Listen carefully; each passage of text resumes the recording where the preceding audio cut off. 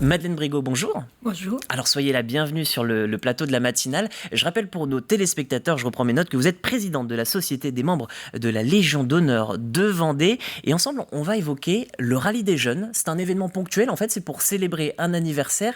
Mais est-ce que vous pourriez nous expliquer ce dont il s'agit ?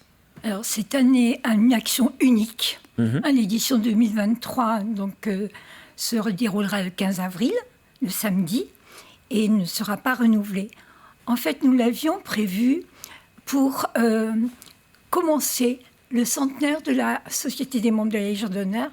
La Légion d'honneur a été créée en 1921, donc 2021 devait être l'année de son centenaire. Et nous avions préparé en prémisse ce rallye qui devait se dérouler en 2020. Mais comme vous savez, 2020 a été marqué par autre chose que notre rallye.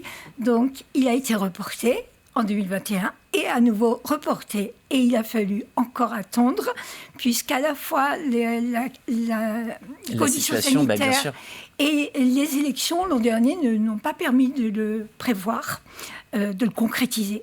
Donc ce sera cette année en 2023. Et nos partenaires, nos plus de 25 partenaires, sont toujours fidèles et nous en avons même de nouveaux cette année. Donc ce sera un bel événement pour aller à la rencontre des jeunes et de personnes engagées. Alors, on le voit sur cet écran qui est entre nous deux, il y en a de très nombreux des partenaires. Comment vous expliquez qu'ils soient si intéressés par cet événement ? Parce qu'on le sent que c'est une notion importante, l'engagement. Oui, parce qu'eux-mêmes sont très engagés.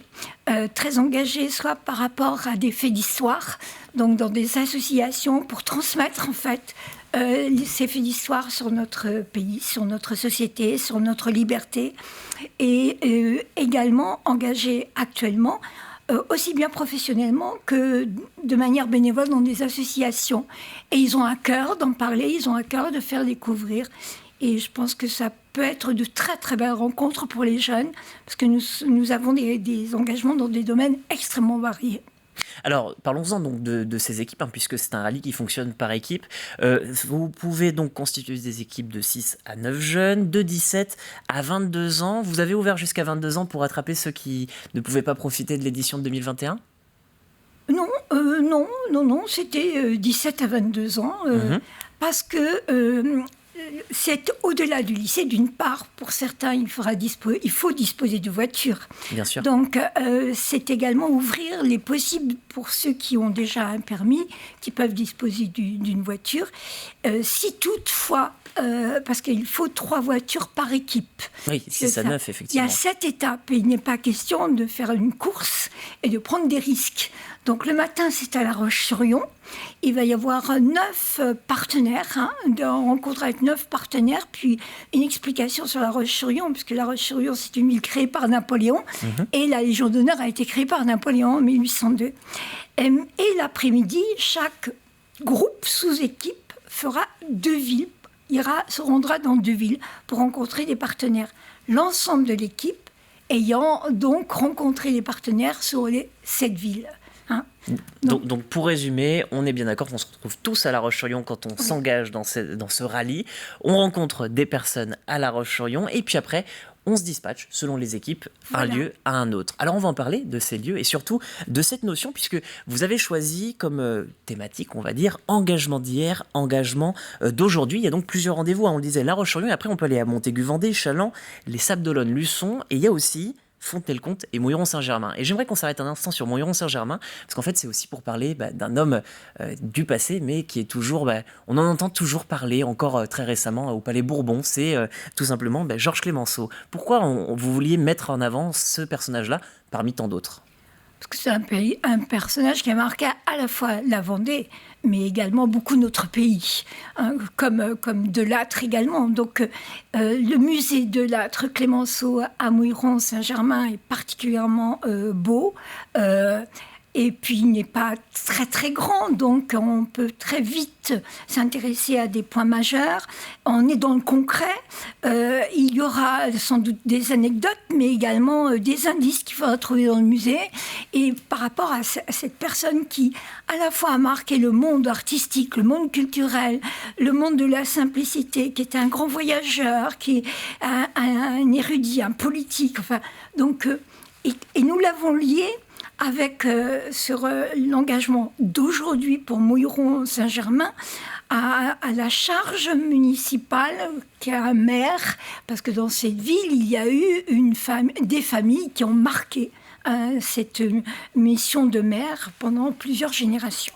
Donc nous avons le lien là, entre les deux. Et oui, puisque c'est important de le repréciser pour nos téléspectateurs, on l'a dit, engagement d'hier et engagement d'aujourd'hui. Donc hier, pour Mouilleron-Saint-Germain, c'est avec le parcours de Georges Clemenceau, et engagement d'aujourd'hui avec le parcours d'un maire. Si on prend par exemple Luçon, c'est plutôt le devoir de mémoire que vous avez voulu mettre en avant. Oui, parce que à Luçon, il y a une sorte de... C'est pas un musée, c'est une sorte de maison du souvenir qui a été créée grâce à des élus, mais surtout grâce à la population et à des jeunes qui étaient en service civique et qui ont rassemblé des objets sur des gens simples du quotidien, mais qui ont participé à notre histoire et qui ont contribué au fait que nous soyons toujours dans un pays de liberté. Donc, c'est la mémoire. Puis, ils vont rencontrer aussi à Luçon, toujours par rapport à des jeunes pompiers, sapeurs-pompiers, qui s'engagent. Donc, pourquoi, comment, quel est vraiment leur souhait par rapport à cet engagement. Alors, ce qui retient aussi l'attention, c'est les parcours de Montaigu, Vendée et Challans, puisque là, vous associez la résistance. Oui, absolument. Surtout sur Montaigu et sur Challans aussi. Mais la résistance, mais également des personnages, des femmes très importantes sur Challans, mais j'en dis pas plus, parce qu'il faudra découvrir. Mais oui, il y a des faits de résistance, puis là aussi des faits marquants qui peuvent paraître anecdotiques, mais ils sont symboliques, notamment sur Montaigu. Donc, il y aura vraiment une grande variété de rencontres et de gens passionnés.